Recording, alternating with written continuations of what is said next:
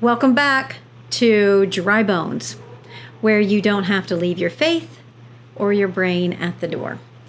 Today, we are going to be talking about the subtle skew. We want to recognize and avoid these different 7 ways bias can sneak into scientific studies. So, bias is sneaky, it is subtle, and it can come into scientific studies a multitude of ways. So today we are going to discuss just 7 of these ways that bias can systematically skew scientific findings. And while these can be both intentional and unintentional, they do need to try to be avoided at all costs. And sometimes it's just unavoidable. Sometimes it's just what happens. It's just in there, and scientists can do everything they can to try to avoid it, and it still sneaks its way in there. So that's why it's this sneaky kind of subtle thing that can kind of come in. And sometimes, unfortunately, it's blatant and it's purposeful.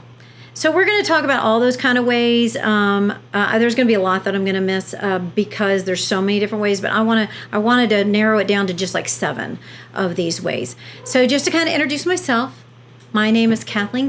I have a master's in anthropology. My emphasis is archaeology, and that's what I do as my full-time job. But also, I'm also a Christian, and I lean towards old earth creationist. If you want to kind of put me in a box, that's where I would go. But I probably don't even fit in that box completely super well. But that's basically where I go with my beliefs. And just so, since we're talking about bias, that is my bias up front. So we will talk about also the importance of upfront bias. So I did get into the scientific field late in life. I went back to school after being in a different industry for a long time, and so I feel like for this, and for probably, I think a lot of my podcasts, I feel like what I bring to the table is that because I got into it late in life, I didn't go through the whole sort of subtle oh, you just kind of accept that, and then you accept that, and then that's just how things work, and this sort of stuff. I came at it from looking from the outside in, even though I will say my dad was a geologist. He died, though, when I was 23, so it's not... he hasn't been around for a long time, and unfortunately when I was 23 I didn't pick his brain like I should have, and I regret that. I wish I had, but basically overall I did have this lifetime of being on the outside looking in to science, and so I feel like now that I'm on the inside of it, it gives me a fresh perspective. I know when I was going through school, I had a lot of questions that a lot of my fellow students didn't have, and I also found that me being older in life, I think I was more apt to ask any questions that came up, and I had a lot of questions because I wasn't afraid of looking stupid because I knew what I didn't know. So I think those are some things that kind of give me a little bit of difference in coming into this podcast, but also others. And we'll talk about how sometimes bias came up in my studies. And so bias, you can imagine being in the scientific field, it does come up, and it is an issue, trying to avoid it and try to figure out what we can do to circumvent it and not bring it in. But I will be honest, we had a discussion in one of my classes that I thought was really interesting, and it shocked me. And I think this is where I'm saying, like, me coming from the outside looking in, and then being on the inside, I did always think the ideal was to completely, you need to come at it almost like, like of course we know journalists no longer do this, but at one point journalists weren't supposed to be politically swayed one way or the other.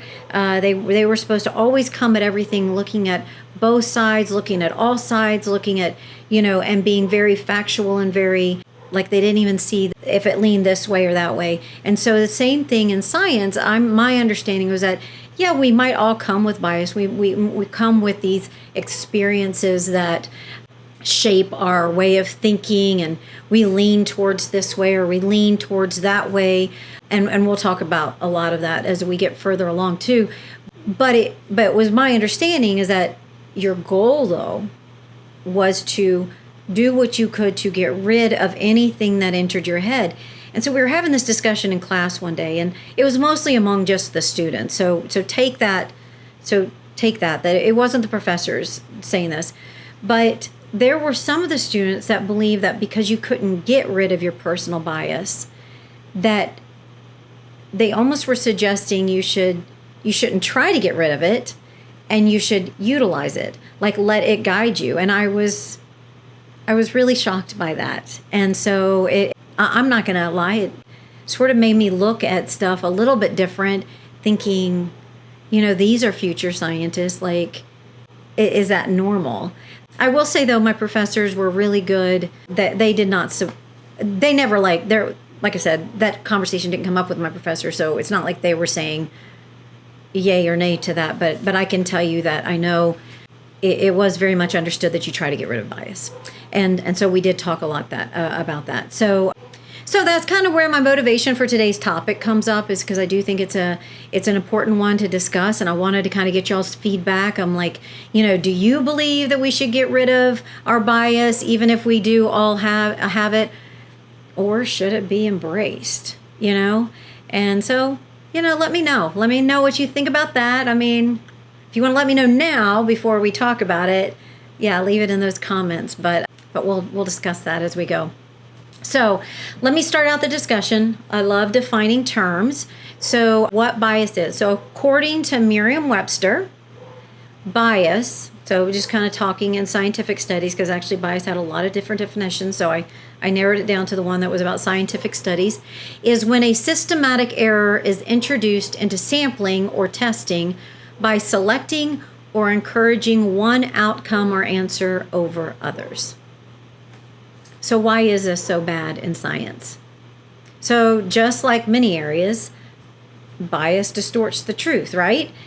So, and in science, you're ideally seeking that truth, but it can lead to inaccurate, misleading, and honestly, possibly even dangerous results. Like, especially like in medicine, even though, I'm going to talk in more ways that are in dealing with archaeology. So like, nobody's going to die if there's a biased result in archaeology like they would in medicine. But this inaccurate and misleading result can be, devastating to science and to the archaeological study.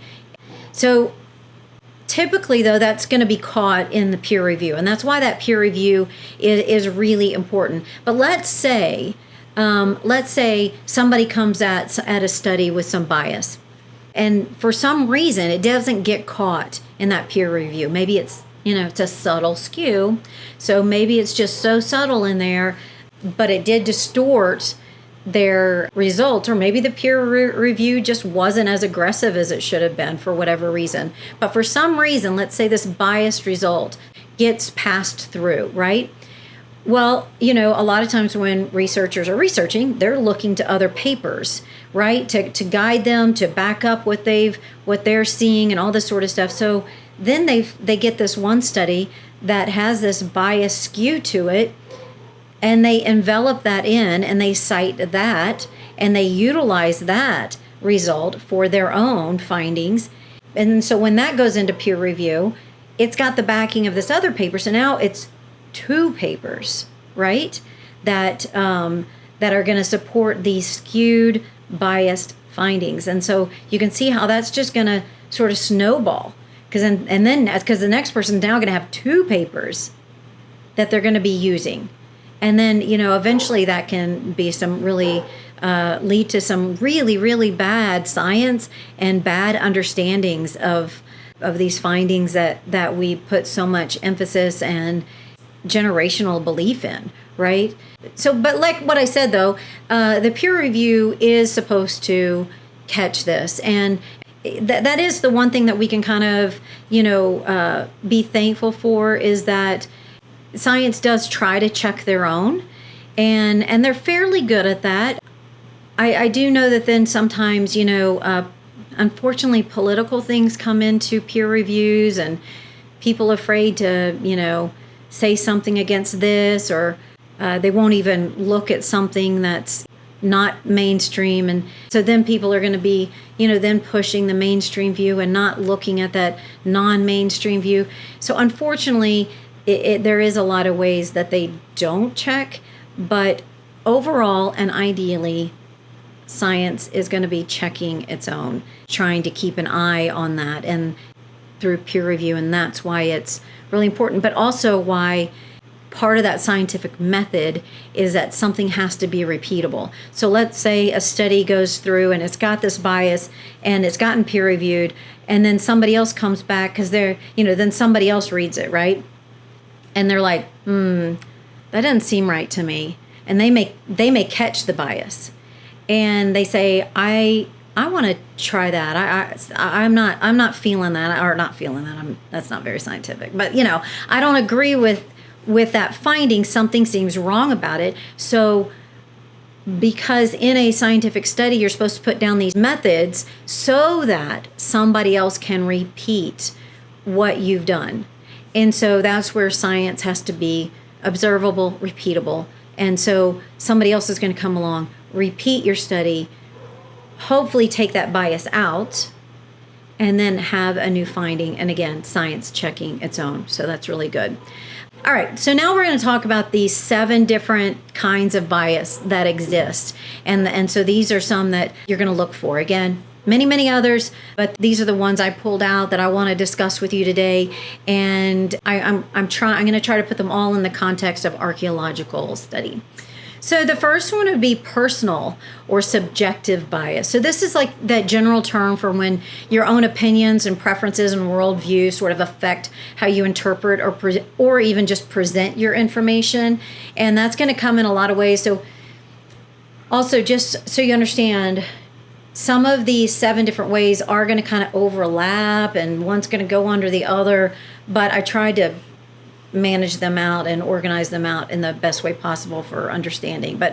And so one of the ways that this personal subjective bias can come in is through like cherry picking your data. So you may selectively present what data you pull in. So you might focus solely on the data that supports a specific hypothesis while you ignore contradictory evidence. And I'm going to say this is more of an intentional one. I think you should be pretty aware of that when you're looking at stuff. So I feel like if this one comes in and it doesn't get checked, then that's probably a intentional bias that comes in. For an example, let's say that there is a new fossil discovery, right?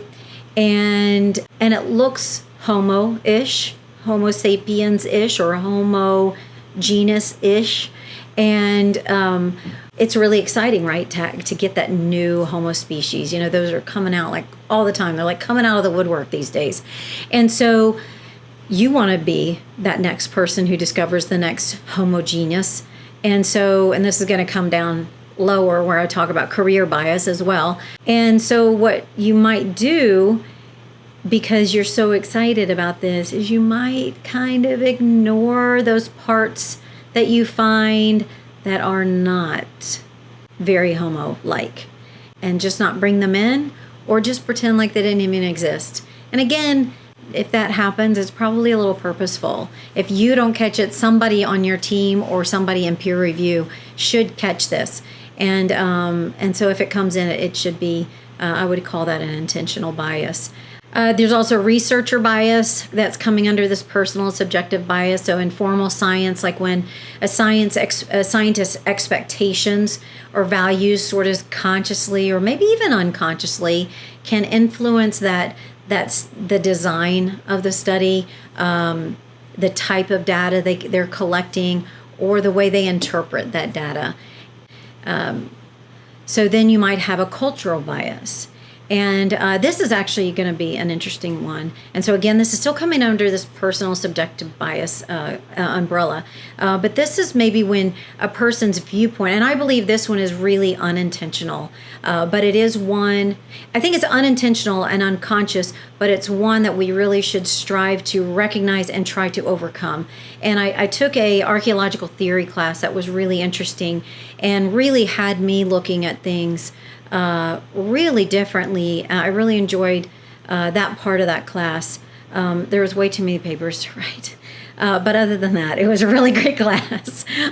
But one part of it that I thought was really, really interesting, I mean, there was honestly so much, but one that I'm going to bring in for this, it was this feminist theory. So what this was, it wasn't about women's rights. If you think about all the earliest anthropologists and archaeologists and stuff, you know, there were these men in like the 1800s that, you know, had typically the women of that time period, you know, were sort of more of the homemakers and the stay at home and the have the tea parties and stuff like that. And I'm not dogging on that lifestyle. I'm just saying that in that time period, that was probably more prevalent in those men's lives. So when they go out and they're finding the bones, right? And they're searching, they're studying the caves, and they're doing this and they're doing that. What they're finding, they're unconsciously interpreting as this is what the men are doing. And so there wasn't a whole lot of taking into account how the women and the children were affecting that landscape, were affecting what was going on there. And I mean, we know now we've had findings and stuff of female, you know, warriors or females doing this at time periods when maybe we didn't think that they would have been doing that. And so same thing in the really deep time, in the paleo time, is that you know, it's very, very likely that there were some women out there hunting, you know. But I mean, but you also have to have a little bit of an assumption that because women were the ones bearing the children for the majority, right? Like not the exceptions, but the majority, and so they were going to be needing to stay closer to that home site, that campsite. And so it's, you know, I think one of the things that was talked about is that we have this sort of thought process that the men were the ones creating the arrowheads and flint knapping and creating those tools. There's a really good chance it was those women that were back at the camp creating those for the men so that when they came back, you know, they had those. But what I'm saying overall is that that's one way a cultural bias can come in, is that because when you see things fit into these boxes, so that when you go in and look at what you're finding, it's almost hard not to then put it into, because you got to be a little bit creative with when you're looking into what you're finding, and what you're finding you're pulling up out of the dirt. And, you know, you're like, oh, well, how did they use this? And this, I think, is where the joke comes in. Like, whenever something can't be determined, like how they used it, oh, well, it was ritualistic. And that's a little bit of an archaeological joke for things being ritualistic. Not that they aren't, but probably not as much as we say they are. And it's more a way of saying we have no idea what they did with this. But it is one of those things where it's almost like in order to try to kind of figure out, you almost have to put your own little cultural spin on it. You know, but also think out of the box.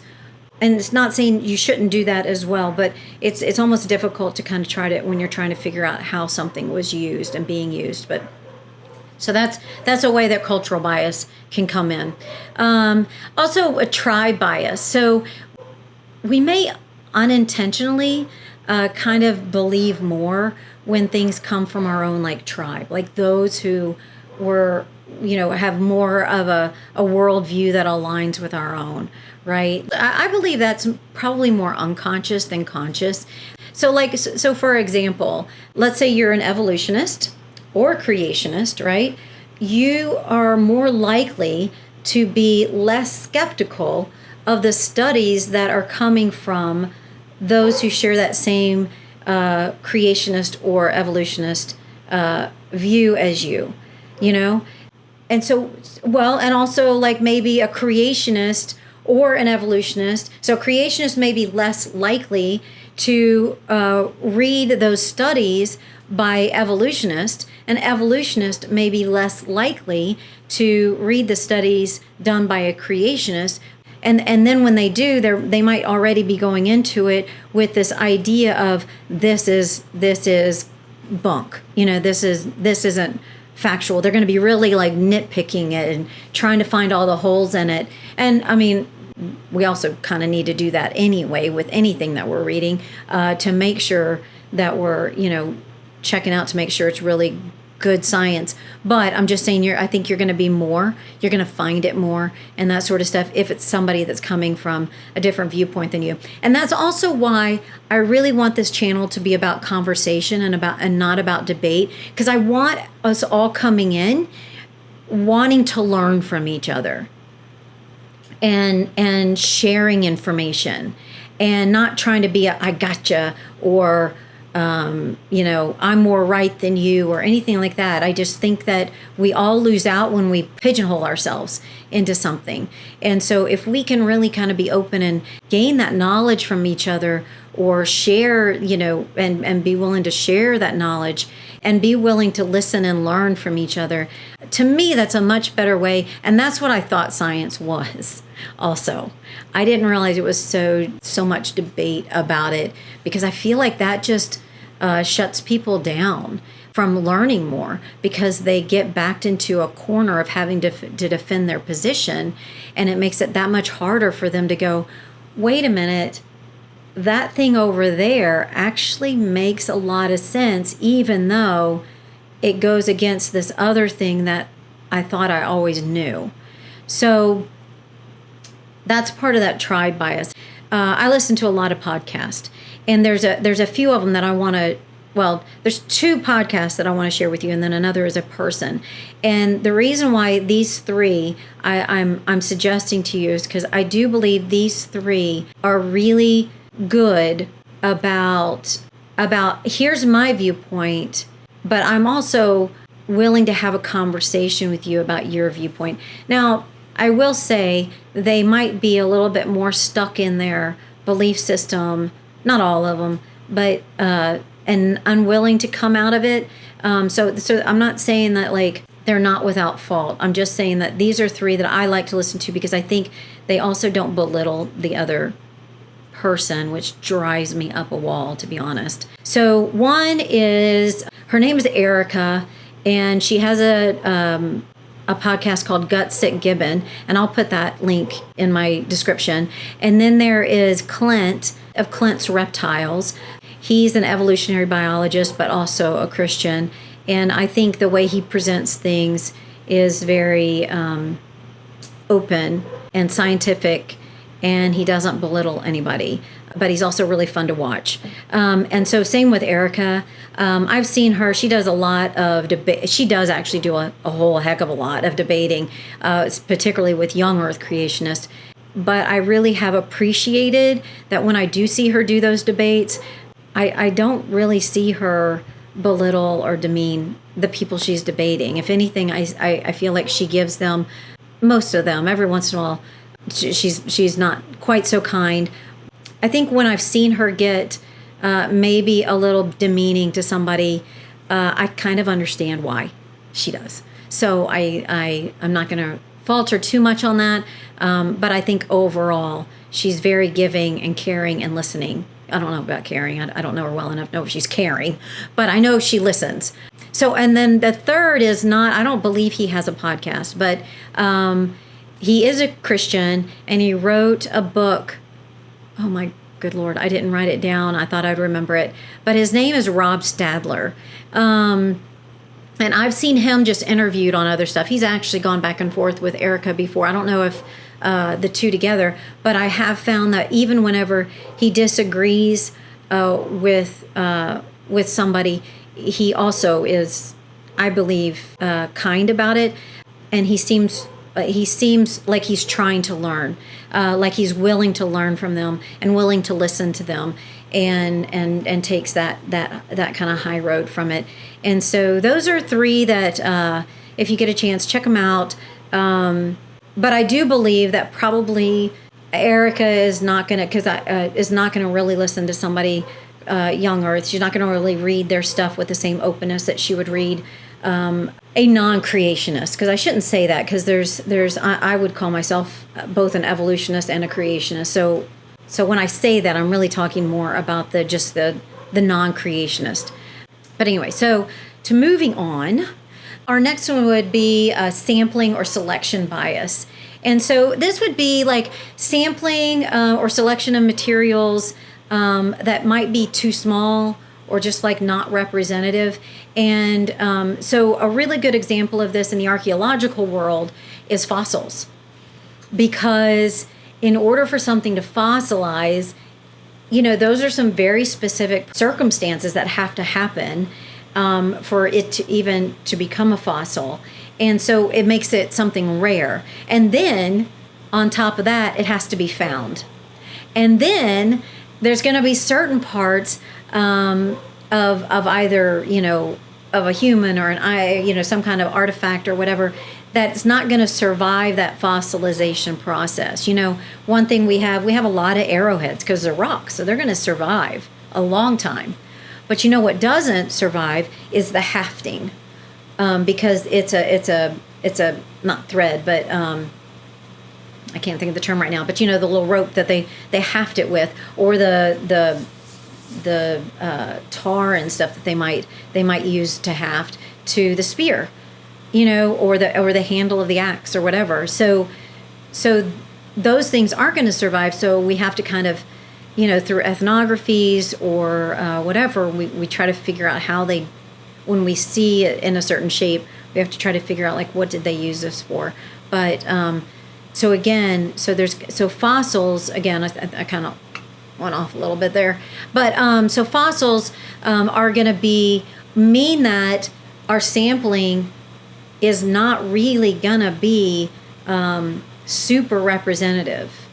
At least we would think it might not be, because we're only getting the ones that went through this process. We're not getting everything that went through there in order to create a more random sample. And so that can give us a skewed understanding. We can't really do anything about that. So like when we find a full fossil, like that's why that's like so exciting. Especially like right now, the thing that's going through my head is the Homo naledi, where there's so many fossils that are down in that cave. So it gives them a lot to study of this one species. But then again, like there's still that question of why are these the ones that are down here, and why, as far as I know, there's been none found not in the cave. So was there something about those that were in the cave that might be skewing even that? And that really just occurred to me as I was just saying it. So you can check me to see if that's ever been something I'm sure it's been thought of. Like I'm sure people have brought that up. But it does occur to me that like that's one of those like where the fossils could be giving us a skewed understanding.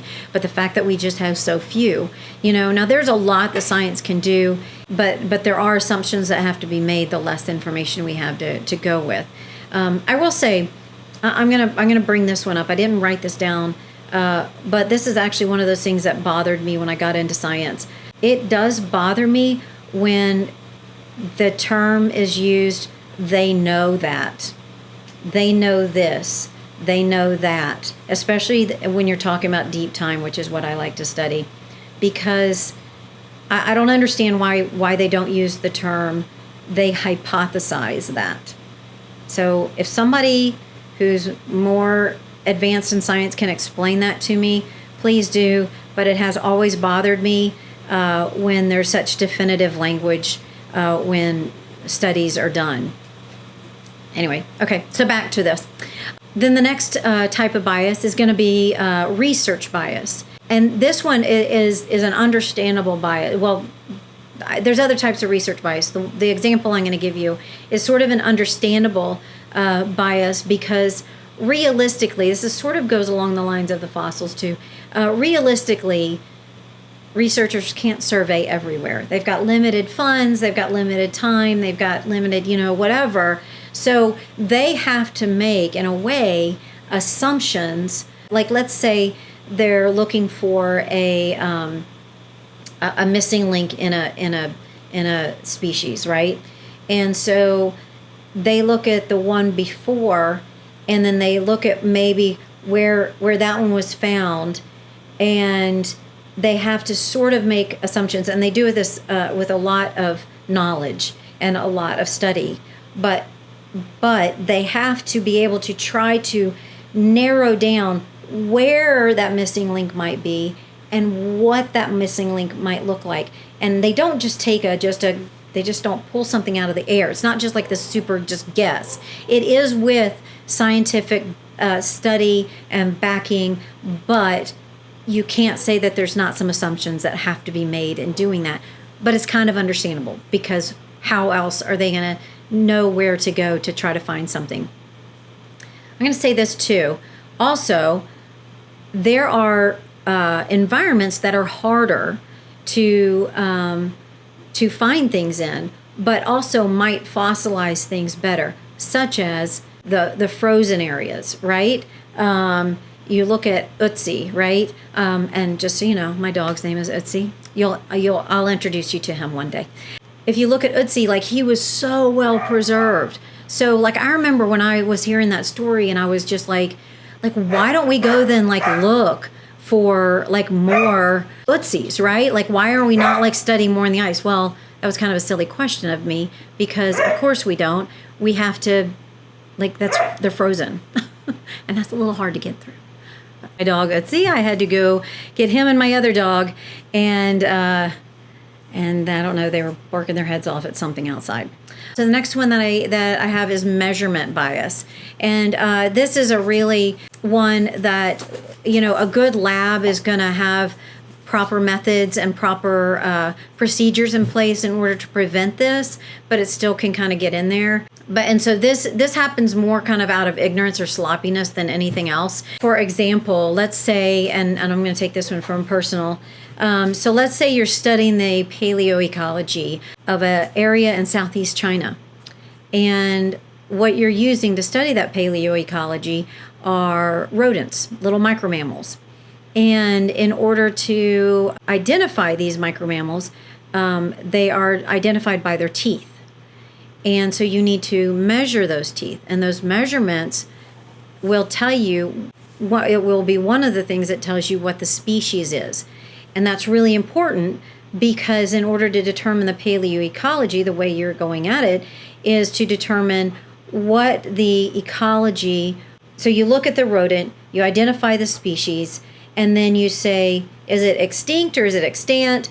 If it's extinct, then what is its descendant that's living now? So we can look at what kind of environment they lived in, what food did they eat, all that sort of stuff. And so you make this correlation, right? So let's say you're using these calipers, these digital calipers, to measure, but you didn't calibrate them. And so you are getting measurements that are not correct. And those measurements are telling you they are some other species. Or, good Lord, worse yet, you think you found a new species because their teeth are not the right size, which would just be awful. But that would be caught. I am positive that would be caught. But so, you can see how that would be something that could happen just by not keeping your tools in good working calibrated order, and that there's a lot of other types of tools that scientists use to figure these things out, and they all need to be kept in good order and make sure that those measurements are correct and stuff. But that can create a bias. So my next one is statistical bias. And so this is really interesting, because I'm not going to say I was a fan of statistics. That was a hard class for me. Numbers are not really my thing. But it was really interesting to me to understand how, and this is actually something I think even the layperson would kind of understand, though, is the way a graph looks can very much change. Okay, I think they stopped barking. I had the door closed earlier and they barked even more. So I figured having it open might be helpful. Anyway, okay. So the statistical bias, so they can change the way a chart looks, whether it be by using the wrong kind of chart for a certain type of statistic, or not labeling it correctly. Even like, let's say, example is a truncated y-axis. Okay, so this could be if they start the y-axis at a non-zero value. This can exaggerate that visual difference between these data points. And so unfortunately, you can actually see this a lot in like media and areas where there is a strong desire to make a more dramatic point, but it's sad because it can be misleading. But in media, you almost expect it. In scientific studies, it needs to like stay way out of the way. Like it shouldn't like nobody should be going into one trying to make their data look a certain way. Now you might want to make your data more readable. And so sometimes you do have to manipulate it in a way to make it just more readable, because maybe sometimes the values are so different that you can't see the details of the one that's down here, because there's this one that's way up here. I'm using a bar chart in my head and in my visual that's in front of me, but not in front of you. But so sometimes you do need to do stuff like that. But if you're going to use something like a truncated y-axis to make it look more extreme or more dramatic, then that's no good at all. All right. So then another way, as we sort of touched on this earlier, is career bias, and so this can be like, let's say your career has been established on a certain viewpoint or certain finding. And there are a lot of researchers that devote their entire lives to maybe a single site or something like that. Because there's just so much. If there's certain sites, there's just so much to study in them. It can take a lifetime and maybe multiple. You know, it gets passed down to the next student or whatever. You know, so let's say that your career is based on this site or on this finding, and let's say you're you're Johansson who discovered Lucy, right? And so your whole career is based on that finding. But then let's say all of a sudden you're looking. I'm not saying this has happened. I'm totally using a hypothetical. Totally using that because I think that's one of those that a lot of people know that one. So I'm just saying, like, let's say that his whole life has been devoted to Lucy, and then while he's doing more research, he all of a sudden comes across something that if it had been known at the time, I'm going through my head because I'm like, the foramen magnum of Lucy was in the right space. So I was trying to think of if he found something that said that Lucy wasn't actually an upright walker. So maybe that ended up not being such a great example. But let's just say, right? Let's just say he finds something that says Lucy was not an upright walker. Like, what do you do? That gives somebody a lot of unfortunate motivation to skew those results. Because otherwise they lose their entire career, everything behind them. Now that's not how that should be, right? Ideally they would fess up. They would say, nope, this is what we found. It's unfortunate. Now we have to go in this other direction. And all those books of Lucy, they're all no good. So that can sometimes skew somebody. We could look at Lee Berger, who discovered Homo naledi. And his career has been founded on that discovery, and having that Homo naledi designated as a member of the Homo genus. And so there are people who do challenge that finding, that designation as part of the Homo genus. And so what if he was to come across a discovery that determined that Homo naledi is not a part of the Homo genus? Would that affect how he reports that? And so ideally it wouldn't, but he has written books and papers, and this is what he's known for, and his whole career is dependent on this. So I'm not picking on him. I'm just saying, obviously Homo naledi is high in my mind right now. And so that's just an example I would give as somebody who a lot of us know about Lee Berger, finding of Homo naledi, and it might be somebody who would have a difficult time if he found something that put Homo naledi not in the genus Homo. All right. So now the seventh type of bias that we're going to talk about, and the last one is publication or funding bias. And so, as we talked about before, scientists have to be funded in order to continue their work. There's a lot that goes into it. There's people they have to hire. There's labs. There's equipment that has to be, constantly updated and kept in good working condition. There's all these things. There's a lot of funding. There's, a lot of going out to remote places and digging, and, there's a lot of, empty finds and stuff like that they have to go through. And so that requires a lot of money. And unfortunately, sometimes it's really hard to get that funding if you're not having positive results. And so somebody's not going to fund somebody just to go out to 50 different places trying to find something without any sort of, guidance on where they're going. But then also, if after a while they haven't found something, it's going to be harder and harder for them to keep getting that funding. So there might be that bias of showing something positive when maybe there wasn't something positive in their research. And so that kind of goes the same for publications, sort of along the same lines. So a lot of professors, particularly, they're required to publish a certain number of publications in their career as a professor, and in order to advance their careers.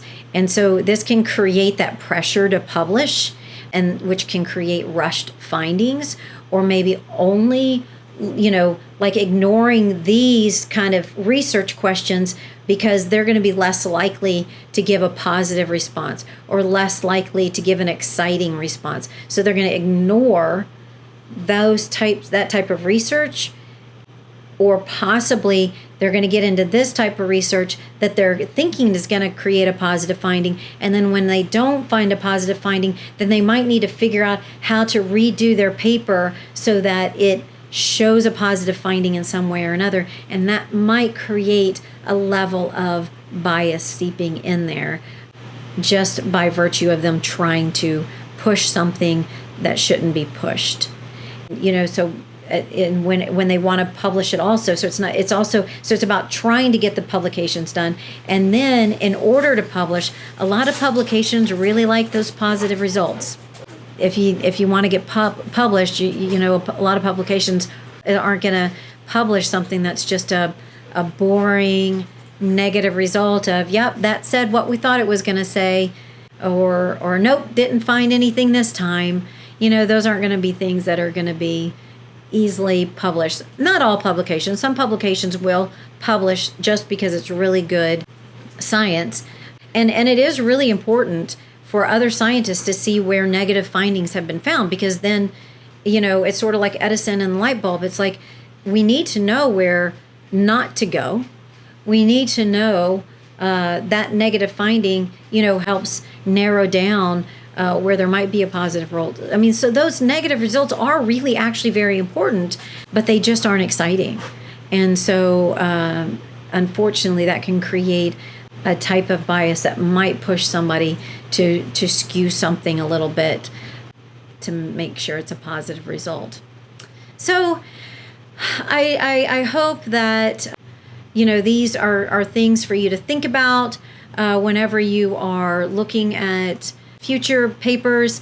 All of these biases should be caught through peer review. And so, and typically they are. So I'm going to go right back up to that point. And again, that's why peer review is so important. But peer review has to be willing to call out that bias. And peer review has to be willing to be open to non-mainstream findings and non-mainstream studies. And I know one of the things that I want to discuss on this podcast that doesn't really fit into the creation or evolution or deep time or anything, but it is something that interests me, is this term of pseudoscience. And some of it I understand is pseudoscience, but and what that is when good scientific methods aren't being done for a finding. But I also believe that pseudoscience gets used too often for things that are not mainstream and aren't the way most scientists think. And that's where I think, again, my benefit of being on the on the outside looking in and now on the inside, comes into play, because I think science should look at everything. And I do believe also, if you think about Darwin, when he first came up with this theory of evolution, he was really poo-pooed. Like, people didn't want to listen to that. That wasn't how everybody else was thinking. He had to go through a lot in order to get that. And now it's reversed. Now it's, if you don't agree with evolution, then, people don't take you seriously. Something to keep in mind is that, science cannot prove anything. It just disproves things. And so that's why when we use this term theory in science, these are highly robust explanations, but they are also open to be disproven with new data. And I mentioned that in my last one, which talked about creationist. I think that's important to understand, is this idea that science cannot prove, but it can just disprove. And so my final word is going to be that bias can be found anywhere. And it does often sneak in unintentionally. But a good study will think through all the ways that bias could have snuck into their study, and they are going to be open and transparent about those perspectives that they didn't include in their research. They're going to think and put this into their study, and this is what to look for. Look for authors who are willing to say, hey, we didn't look in this area, and we didn't look in this area, and we didn't look at this variable. And we are coming at it from this bias, or whatever. Like if any of that type of wording is in a study, look at that, and I would say that gives it a lot more weight, but also look to make sure that they're being honest, that they're truly looking at that and they're not just saying it to sound like they are. But they should be open and transparent about those perspectives that they didn't include in their research, and about those variables that could also explain their findings. I hope you've enjoyed this, and I hope you've learned a little bit from how to look at research studies, how to keep your own bias out of things, how to recognize bias when it is shown. And in the future, I do plan to do another one that maybe goes further and dives deeper into these areas. But let me know in the comments if you found this interesting and would like me to do a deeper dive, or if there's another topic that you would really like for me to put on here and to have a conversation about. I brought up the term creationist, and if you've heard my first podcast, then you understood what I was talking about. If you didn't, then you can check that one out. Please check that one out. And what I talked to you about in that one is about the different types of views of creationists. So they're not all old Earth, they're not all young Earth, and there's a lot of kind of areas of there. So you can't pigeonhole a creationist. Like I said, I'm both a creationist and an evolutionist. So I hope that would be interesting to you too, and if you want to check that one out. And if you liked it, could you give me a like, a share, subscribe, any of that, and let me know if you'd like to see more of my content. Have a great day. Bye.